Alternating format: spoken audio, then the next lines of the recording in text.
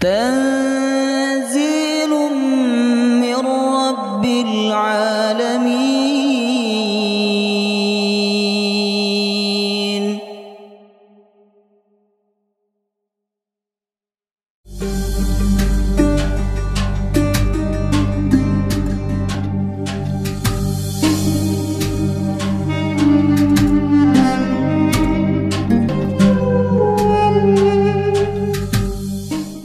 Bismillahirrahmanirrahim. Alhamdulillahi rabbil alamin. Nahmaduhu wa nasta'inuhu wa nastaghfiruh. Wa na'udzu billahi min shururi anfusina wa sayyiati a'malina. Man yahdihillahu fala mudilla lahu wa man yudlil fala hadiya lahu. Wa ashhadu an la ilaha illallah wahdahu la sharika lahu. Wa ashhadu anna Muhammadan 'abduhu wa rasuluhu لا نبي ولا رسول بعده. اللهم صل على محمد وعلى آله وصحبه وبارك وسلم أجمعين. قال الله تعالى في القرآن الكريم وهو أصدق القائلين: يا أيها الذين آمنوا اتقوا الله حق تقاته ولا تموتن إلا وأنتم مسلمون. يا أيها الذين آمنوا اتقوا الله وقولوا قولا سديدا يصلح لكم أعمالكم ويغفر لكم ذنوبكم ومن يطع الله ورسوله فقد فاز فوزا عظيما. اللهم إنا نسألك علما نافعا ورزقا طيبا وعملا متقبلا. اللهم أنت يا ميسر يسر أمورنا أمور الدنيا والآخرة آمين يا رب العالمين. Hadirin hadirat Bapak Ibu jamaah salat subuh yang dirahmati Allah Subhanahu wa taala. Assalamualaikum warahmatullahi wabarakatuh. Alhamdulillah, kita bersyukur kepada Allah Subhanahu wa taala karena dengan rahmat dan pertolongan Allah Subhanahu wa taala kita kembali bisa melaksanakan ibadah di bulan suci Ramadan. Walaula fadlullahi alaikum wa rahmatuhu ma zaka minkum min ahadin abada. Seandainya bukan karena rahmat Allah dan karunia Allah, tidak ada seorang pun di antara kita yang suci, yang terbebas dari keburukan dan bisa melakukan kebaikan. Kita hadir di masjid ini untuk salat subuh berjamaah dan duduk dalam satu majelis ilmu. Ini semua karena fadlullah wa rahmatuhu. Oleh karena itu, sepantasnya kita sebagai hambanya bersyukur kepada Allah Subhanahu wa ta'ala dengan mengucapkan alhamdulillahilladzi bi ni'matihi tatimmus salihat. Jamaah rahimakumullah, jika kita berbicara tentang bulan suci Ramadan, di bulan Ramadan ada satu kenikmatan besar, nikmat yang mulia, nikmat yang agung yang Allah turunkan pada bulan suci Ramadan, yaitu nikmat Al-Quranul Karim. Oleh sebab itu Ramadan selain terkenal sebagai bulan puasa, maka Ramadan masyhur dengan sebutan bulan Al-Quranul Karim. Maka Ramadan dan Al-Quran ini kurikulum yang tidak bisa atau jangan sampai kita pisahkan jemaah rahimakumullah. Siapa di antara kita yang mengaku memuliakan Ramadan, maka dia akan memberikan perhatian yang besar terhadap Al-Quran di bulan Ramadan. Jika ada seseorang yang mengaku memuliakan Ramadan, ingin mendapatkan puasa yang sempurna di bulan Ramadan, akan tetapi dia tidak memberikan perhatian yang besar terhadap Al-Quran di bulan Ramadan, sungguh itu pengakuan yang bohong. Maka jemaah rahimakumullah, atas dasar demikian, untuk menambah perhatian dan interaksi kita terhadap Al-Quran di bulan Ramadan, maka insya Allah kajian kita setiap Kamis ba'da subuh akan mengkaji ayat-ayat Al-Quranul Karim. Tentu tidak semua ayat-ayat Al-Quran, karena jumlah ayat Al-Quran ada 6.666 ayat. Namun yang akan kita kaji adalah hanya ayat-ayat tertentu. Jamaah rahimakumullah, pertemuan subuh kali ini kita akan mulai dengan ayat pilihan yang kita ambil dari surah Al-Baqarah ayat 183. A'udzu billahi minasyaitonir rajim. Bismillahirrahmanirrahim. Ya ayyuhalladzina amanu kutiba alaikumusshiyam kama kutiba 'alal ladzina min qablikum la'allakum tattaqun. Wahai orang-orang beriman, diwajibkan atas kalian as-shiyam, untuk melaksanakan ibadah shiyam. Sebenarnya yang lebih pas itu istilah shiyam, jamaah rahimakumullah, supaya nyambung dengan yang pertama, kedua, ketiga, dan kelima menggunakan bahasa Arab. Syahadat berbahasa Arab, salat bahasa Arab, kemudian zakat bahasa Arab, haji bahasa Arab. Supaya nyambung pakai bahasa Arab semua, maka menggunakan istilah shiyam. Cuman secara esensi maknanya sama dengan puasa. Karena puasa berasal dari akar kata upawasa. Artinya menahan lapar, menahan minum, menahan hawa nafsu dari waktu tertentu sampai waktu tertentu. Maka Allah berfirman, wahai orang-orang beriman, diwajibkan atas kalian as-shiyam, untuk melaksanakan ibadah shiyam atau puasa. Kama kutiba 'alal ladzina min qablikum, sebagaimana diwajibkan atas orang-orang sebelum kalian, yakni sebelum umat Nabi Muhammad, la'allakum tattaqun, agar kalian semakin bertakwa kepada Allah Subhanahu wa taala. Jamaah rahimakumullah, perintah puasa dalam ayat ini diawali oleh Allah dengan redaksi ya ayyuhalladzina amanu, wahai orang-orang beriman. Ayat-ayat Al-Quran yang diawali dengan redaksi ya ayyuhalladzina amanu kurang lebih ada 89 ayat. Dan jika kita mentelaah dengan saksama, maka ayat-ayat tersebut terkategori dalam ayat Madaniyah. Artinya ayat tersebut turun pasca Nabi hijrah ke Madinah. Berbeda dengan ayat yang redaksi awalnya menggunakan kalimat ya ayyuhan nas atau ya bani Adam. Ya ayyuhan nas, wahai manusia. Ya bani Adam, wahai anak Adam. Jika kita mendapati ayat yang redaksi awalnya ya ayyuhan nas atau ya bani Adam, maka ayat tersebut terkategori dalam ayat Makkiyah. Artinya turun sebelum Nabi hijrah ke Madinah.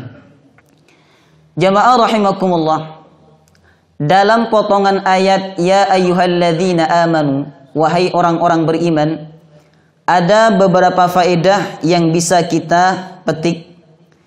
Yang pertama adalah bahwa orang beriman dalam ayat ini dipanggil oleh Allah dengan kalimat alladzina amanu. Alladzina amanu, amanu berarti yang dimaksud adalah orang beriman secara umum, baik yang imannya rendah, sedang, maupun yang imannya tinggi. Semua masuk dalam kalimat alladzina amanu. Berbeda dengan redaksi al-mu'minun, sebagaimana yang ada di dalam Quran surah Al-Mu'minun. Qad aflahal mu'minun, sungguh beruntung al-mu'minun. Jika redaksinya menggunakan kata al-mu'minun, berarti yang dimaksud adalah orang beriman yang mantap imannya kepada Allah Subhanahu wa ta'ala. Maka yang mantap imannya kepada Allah dijamin oleh Allah qad aflah. Dia pasti mendapatkan keberuntungan di dunia, lebih-lebih di akhirat. Seandainya jemaah rahimakumullah, ayat tentang puasa Allah menggunakan redaksi al-mu'minun, berarti kalimatnya ya ayyuhal mu'minun, maka yang diperintahkan untuk melaksanakan ibadah puasa itu hanya orang yang kuat imannya kepada Allah. Tapi dalam ayat itu Allah menggunakan redaksi ya ayyuhalladzina amanu, wahai orang-orang beriman. Artinya apa? Yang imannya rendah, yang imannya tipis, yang imannya sedang, yang imannya kuat, yang imannya powerful, mereka semuanya punya kewajiban yang sama, yaitu melaksanakan ibadah puasa. Maka tidak benar jika ada orang berkata, saya tidak pakai jilbab dululah karena iman saya belum kuat. Kewajiban melaksanakan syariat Allah itu bukan hanya bagi yang imannya kuat. Tapi siapa yang mengaku beriman kepada Allah, meskipun imannya sedikit, imannya kecil, imannya tipis, imannya rendah, dia punya konsekuensi untuk taat kepada Allah dan Rasulnya. Maka itulah pelajaran pertama yang dapat kita ambil dari potongan ayat ya ayyuhalladzina amanu. Kemudian yang kedua, pelajaran yang kedua yang dapat kita petik dari redaksi ya ayyuhalladzina amanu adalah bahwa orang Islam itu bersatu jamaah rahimakumullah. Baik yang Islam dari Indonesia, Islam dari Arab, kemudian Islam dari Amerika, suku apapun, bahasanya apapun, Islam itu bersatu. Karena mereka bertemu dalam satu titik. Dan titik itu bernama iman. Oleh karena itu, jika ada perbedaan di antara kita, masalah furu', cabang, bahkan ibnul furu', cabang-cabangnya agama, jangan sampai perbedaan membuat kita bermusuhan, membuat kita bertikai, karena kita diikat oleh satu ikatan yang kuat, yaitu iman kepada Allah Subhanahu wa ta'ala. Allah tegas menyatakan dalam Al-Quran, innamal mu'minuna ikhwah. Sesungguhnya orang beriman ikhwah, bersaudara. Allah sebutkan dengan kalimat ikhwah. Ikhwah jika kita terjemahkan secara letterlek, saudara kandung. Artinya apa? Allah menggambarkan persaudaraan antara orang beriman itu seperti saudara kandung. Maka karena kita bersaudara Bapak Ibu, kita tidak boleh saling menghina. Kita tidak boleh saling menghibah. Kita tidak boleh saling menjelekkan. Kita tidak boleh saling membenci. Sebab saya saudara Bapak Ibu saudara saya. Karena kita dipertemukan dalam satu titik, yaitu iman kepada Allah Subhanahu wa ta'ala. Kemudian pelajaran yang ketiga yang dapat kita ambil dari redaksi ya ayyuhalladzina amanu, bahwa yang Allah panggil ketika memerintahkan hambanya untuk melaksanakan ibadah puasa, yang Allah panggil adalah iman. Padahal dalam diri kita ini Bapak Ibu ada banyak status. Status kita sebagai manusia atau makhluk yang berakal, makhluk yang memiliki hawa nafsu. Status kita sebagai hamba Allah, sebagai manusia. Tapi ketika Allah memerintahkan kita untuk melaksanakan ibadah puasa, yang Allah panggil adalah iman. Karena manusia itu tidak berharga, tidak mulia tanpa iman kepada Allah. Secerdas apapun manusia, sehebat apapun dia, kalau dia tidak punya iman kepada Allah, hidupnya tidak ada nilai di hadapan Allah Subhanahu wa ta'ala. Wal asri innal insana lafi khusrin illal ladzina amanu. Demi masa, kata Allah, Allah bersumpah, innal insana lafi khusr, sesungguhnya manusia itu semuanya hina, rugi, illal ladzina amanu, Pertama yang disebut oleh Allah yang tidak rugi adalah alladzina amanu, orang yang punya iman kepada Allah. Maka iman yang Allah titipkan kepada kita jemaah rahimakumullah harus kita jaga baik-baik, jaga betul-betul, berdoa kepada Allah. Allahumma ya muqallibal qulub, tsabbit qalbi ala dinik. Ya Allah yang maha membolak-balikkan hati, tsabbit qalbi ala dinik. Mantapkan hatiku, istiqomahkan hatiku, tetapkan hatiku ala dinik, di atas agamamu. Kadang kita harus berkorban, mengorbankan harta, mengorbankan jiwa, mengorbankan tenaga, mengorbankan waktu, hanya demi iman kepada Allah Subhanahu wa taala. Bapak Ibu mengorbankan waktu datang ke masjid sholat subuh berjamaah, bahkan duduk di majelis ilmu. Ini semua karena iman kepada Allah Subhanahu wa taala. Seandainya tanpa iman, tidak mungkin panjenengan datang ke masjid salat berjamaah. Rasulullah bersabda, "Idza ra'aitumur rajul ya'tadul masajid fashhadu lahu bil iman." Apabila kalian melihat seseorang ya'tadul masajid, yang senang ke masjid. Ya'tad artinya dia sering berulang kali datang ke masjid. Paling tidak umat Islam datang ke masjid 5 kali dalam sehari semalam. Ketika sholat zuhur, asar, maghrib, isya, dan subuh. Apabila kalian melihat seseorang laki-laki ya'tadul masajid, yang sering datang ke masjid, apa kata Rasulullah? Fashhadu lahu bil iman. Saksikan bahwa dia punya iman kepada Allah Subhanahu wa ta'ala. Maka jemaah rahimakumullah, iman ini hal yang paling mulia, yang paling berharga dalam diri seorang hamba. Maka yang Allah panggil dalam ayat tersebut adalah iman. Kemudian pelajaran yang keempat, perintah pelaksanaan ibadah puasa.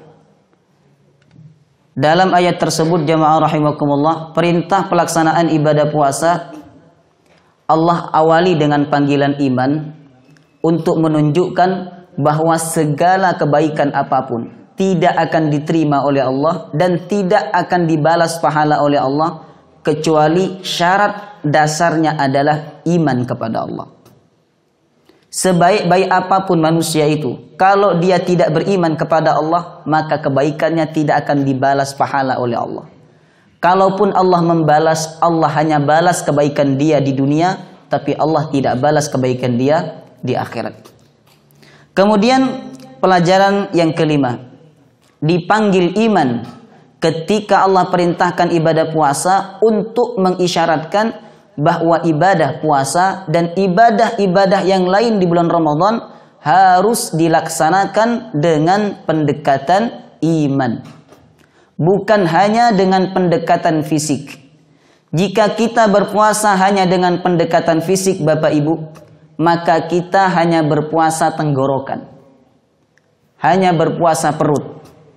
Tapi bagi yang berpuasa tidak hanya dengan pendekatan fisik, dia tambah dengan pendekatan iman, maka dia tidak hanya puasa perut, tidak hanya puasa tenggorokan, tapi dia juga puasa lisan. Lisan ini harus betul-betul dijaga ketika bulan Ramadan, khususnya ketika kita puasa jamaah rahimakumullah. Karena dalam hadis dikatakan dosa yang paling mudah menggugurkan pahala puasa kita adalah dosa lisan. Makanya di bulan Ramadan kita sangat-sangat disunnahkan untuk memperbanyak baca Al-Quran, supaya lisan kita tidak banyak bicara. Sebab orang yang banyak bicara akan terjerumus dalam perkataan yang dilarang oleh Allah Subhanahu wa ta'ala. Apa kata Rasulullah? Man lam yada' qaulaz zur fala siyama lahu.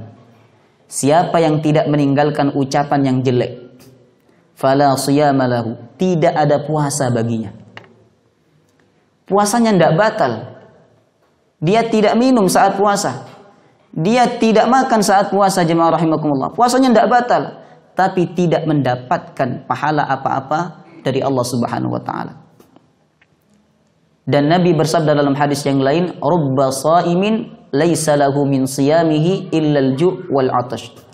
Betapa banyak orang yang melaksanakan ibadah puasa tidak mendapatkan apa-apa dari ibadah puasanya kecuali hanya lapar dan haus. Na'udzubillah. Kita berlindung kepada Allah dari golongan ini. Maka jemaah rahimakumullah, puasa dan ibadah-ibadah yang lain dibutuhkan pendekatan iman. Bapak Ibu, sholat tarawih tidak mungkin istiqomah dari malam pertama sampai malam terakhir kalau panjenengan sholat tarawihnya tidak menggunakan pendekatan iman. Kita bisa istiqomah hanya dengan menggunakan pendekatan iman kepada Allah Subhanahu wa ta'ala. Kemudian Allah melanjutkan firman-Nya, ya ayyuhalladzina amanu kutiba alaikumusiyam. Diwajibkan atas kalian, kutiba alaikumusiyam, diwajibkan atas kalian as-siyam, untuk siyam atau puasa. Dalam potongan ayat kutiba alaikumusiyam, Bapak Ibu, ada dua pelajaran yang bisa kita ambil.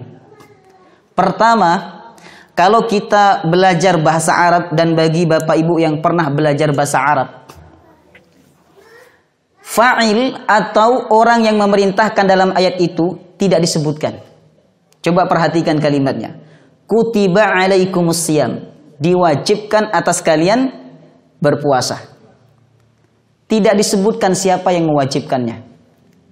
Allah tidak berfirman kataballahu alaikumusiyam, Allah mewajibkan atas kalian berpuasa. Tapi fa'ilnya atau yang mewajibkan di-skip, ya, atau dihilangkan. Kutiba alaikumusiyam, diwajibkan atas kalian berpuasa. Ulama tafsir kemudian berkomentar tentang ayat ini. Seandainya Allah tidak mewajibkan ibadah puasa kepada manusia, maka manusia itu akan mewajibkan dirinya untuk berpuasa. Karena saking pentingnya ibadah puasa itu untuk membersihkan jasmani dan rohani kita, Bapak Ibu.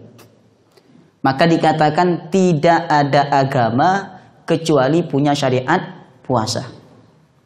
Kristen ada syariat puasa. Saya punya teman orang Kristen, saya tanya di Kristen ada syariat puasa atau tidak? Ada, katanya. Kalau puasanya mulai jam 2 dini hari, berarti berhentinya jam 2 siang. Kalau puasanya mulai jam 5 pagi, berarti berhentinya jam 5 sore. Ada jemaah yang tanya ke saya, Ustadz, bagaimana hukumnya kalau kita terlambat bangun? Kita bangunnya jam 5 pagi. Subuh, ya, sudah subuh. Lalu kita sahur jam 5 pagi, Ustadz.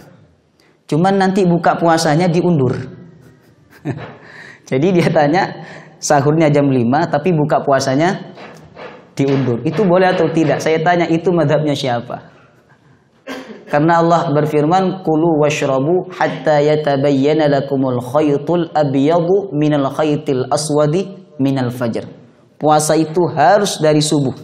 Mau panjenengan terlambat bangun atau tidak, puasa harus dari mulainya masuk waktu subuh ilal lail, sampai masuknya waktu malam. Dalam agama Kristen ada syariat puasa, agama Buddha, Yahudi, semua agama ada syariat puasa. Ini saking pentingnya puasa, jemaah rahimakumullah, untuk membersihkan jasmani kita, lebih-lebih rohani kita. Karena dalam badan ini, jemaah rahimakumullah, ada racun-racun tertentu, apalagi kita hidup di zaman yang serba instan, ya. Ya, apa-apa instan sekarang ini. Itu maka di dalam fisik kita ini ada racun-racun tertentu yang tidak bisa terbunuh, tidak bisa hilang kecuali menahan makan dalam waktu-waktu tertentu. Dan Islam menamakan proses ini dengan siyam atau puasa. Karena itu seandainya Allah tidak wajibkan puasa kepada manusia, maka manusia itu akan mewajibkan kepada dirinya sendiri. Oleh karena itu fa'ilnya yang mewajibkan dalam ayat itu tidak disebutkan oleh Allah Subhanahu wa ta'ala. Kemudian pelajaran yang kedua, bahwa kewajiban ibadah puasa yang Allah turunkan kepada umat Nabi Muhammad itu tidak langsung sebagaimana yang kita laksanakan hari ini, jemaah rahimakumullah, tapi bertahap. Tahap pertama, puasa itu boleh memilih antara puasa dan membayar fidyah. Walaupun kita mampu berpuasa, ya. Walaupun sahabat saat itu mampu berpuasa, dia boleh memilih. Ini tahap pertama.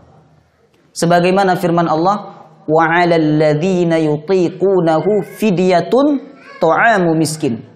Orang-orang yang mampu untuk berpuasa, lalu dia tidak ingin puasa, maka boleh bagi dia membayar fidyah sebagai ganti dari puasanya. Ini tahap pertama. Tahap yang kedua lebih berat. Yang kedua, tidak ada pilihan kecuali puasa. Artinya apa? Bagi yang mampu tidak boleh diganti dengan fidyah. Tahap yang ketiga lebih berat lagi. Boleh makan, boleh minum. Apabila masuk waktu malam, boleh makan, boleh minum selama belum tidur. Kalau sudah tidur, maka tidak lagi boleh makan, tidak lagi boleh minum.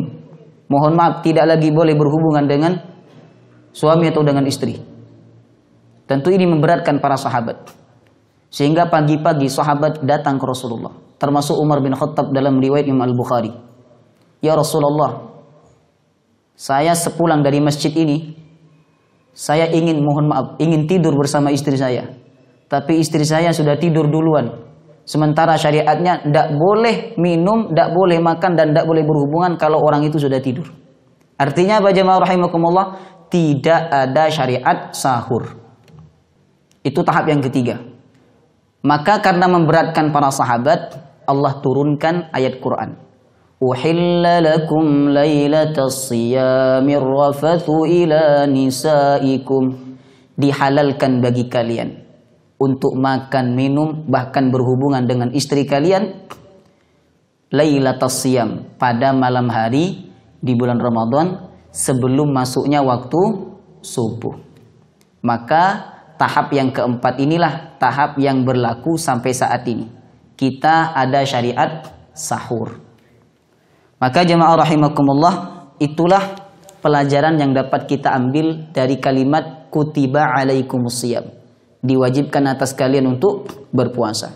Kemudian Allah melanjutkan firman-Nya, kama kutiba alal ladzina min qablikum. Sebagaimana diwajibkan atas orang-orang sebelum kalian.